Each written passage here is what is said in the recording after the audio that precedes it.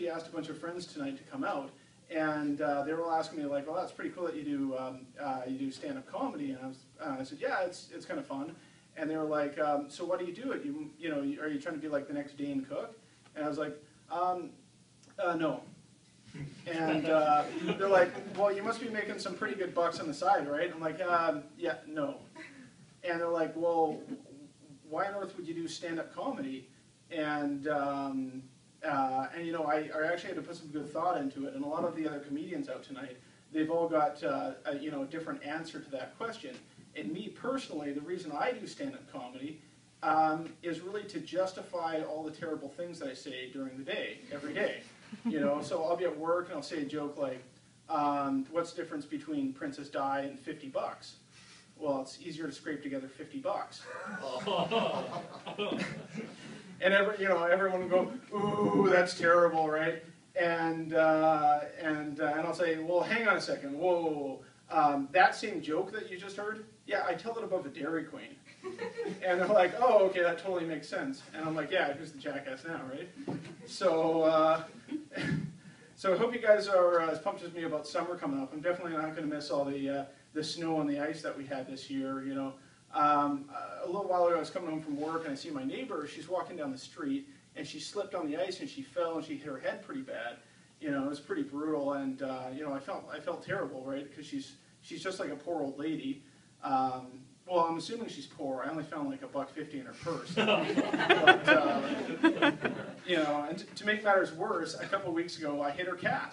And I felt really bad, and I knocked on her door, and I was like, "I should probably let you know, I hit your cat." And she says, "Oh my God, is he okay?" And I was like, "Well, I'll put it to you this way, my hockey stick broke in half." Other than that, I get along pretty good with my neighbors. My neighbor Mark actually came out tonight. He's in the blue shirt over there. Everyone give a round of applause for Mark. Throw something at him if you want to, I don't know.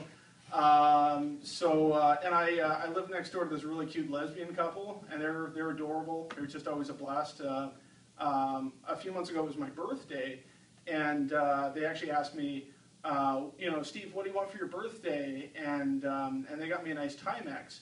And you know, it's really, I don't want to sound like ungrateful about the present, but I think they misunderstood when I said I want to watch. So I guess my sex life's been a little bit off lately. So the other day I woke up to a surprise blowjob. I know you guys are thinking like, that doesn't sound too bad, right? Yeah, never pass out on the SkyTrain with your mouth open.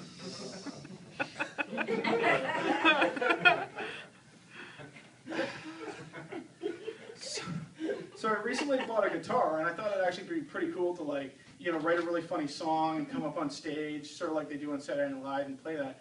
So I was working away on this song, and I realized I have absolutely no talent. So I kind of like turned on the TV to the news to see, you know, what's going on in the world, if there's anything I could use for inspiration for stand-up.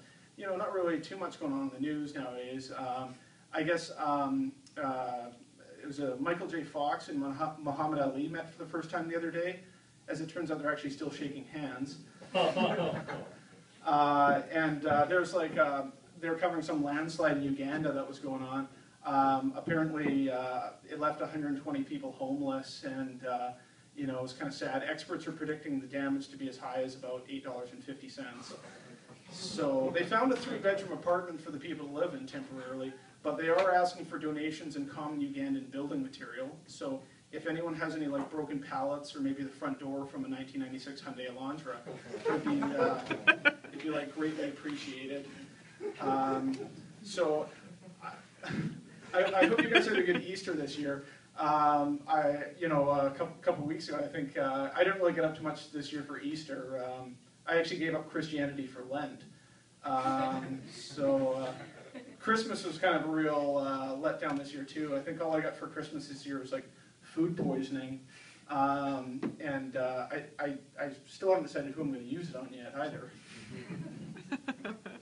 And why is it every year that we bring the Christmas trees inside, but we leave the homeless outside? You know, I don't get it. It doesn't seem right. I mean, I understand that the trees have fewer needles, you know, but I think this year everybody got so you know, Christmas such a letdown this year because everyone got so distracted by this whole Mayan apocalypse that was supposed to be going on. I mean, what a joke that turned out to be, right? You know, and since when do the Mayans get to go around predicting when everybody's going to die? But when I do it, they kick me out of the cancer ward. Oh. It just seems like such a double standard, right? Sort of like how people think babies are cute, but midgets with cancer aren't. You know, they look exactly the same. You know, they don't have any hair and they're scrunchy little faces. You know, they're adorable, right? It was my favorite holiday has got to be Halloween. Halloween's got to be the most fun holiday of the bunch. Even New York City got dressed up this year. It went as New Orleans. So this year my buddy was having a Halloween party, and he told me to come out for this, and I didn't really understand what he was saying over the phone, but he was going to have a special theme for the party, and I didn't really, you know, as if Halloween wasn't theme enough, I didn't really understand him on the phone whether it was going to be an 80s theme or an AIDS theme. So I just thought I'd cover all my bases and go as Freddie Mercury. So I think next year I'm going to keep it a little bit simpler on my costume. I think I'm going to dress up as a dish, you know, because bitches love doing dishes, right?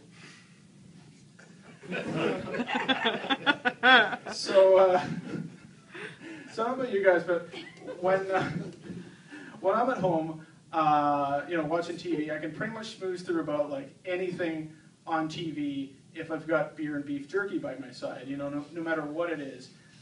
It could be something totally boring like a Maple Leafs game or baseball. And actually, baseball wouldn't be so bad if we had a fifth base. Because if we had a fifth base, at least we'd have a cool nickname for anal sex, right? So there it was one night, watching something on TV, and you know the show passed, and then all of a sudden, you know, the next program came on, what I like to call my new dirty little secret. And some of you guys already know about this naughty little sport of burlesque they call women's tennis. But, you know, that shit is just hot, right?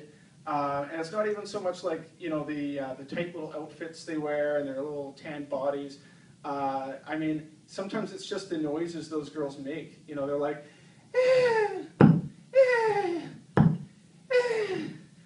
sounds pretty erotic, right? I mean, if I had to masturbate to a non-pornographic show, that would probably be it, women's tennis.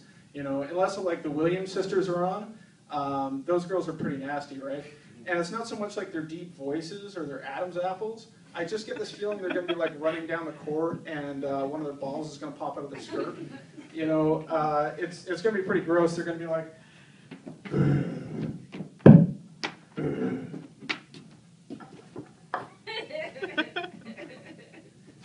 I mean, it's not quite family entertainment, right?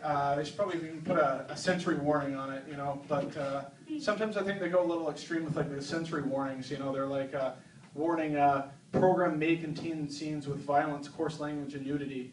Well, either it does or it doesn't. Don't waste my fucking time. Anyways, thanks everyone.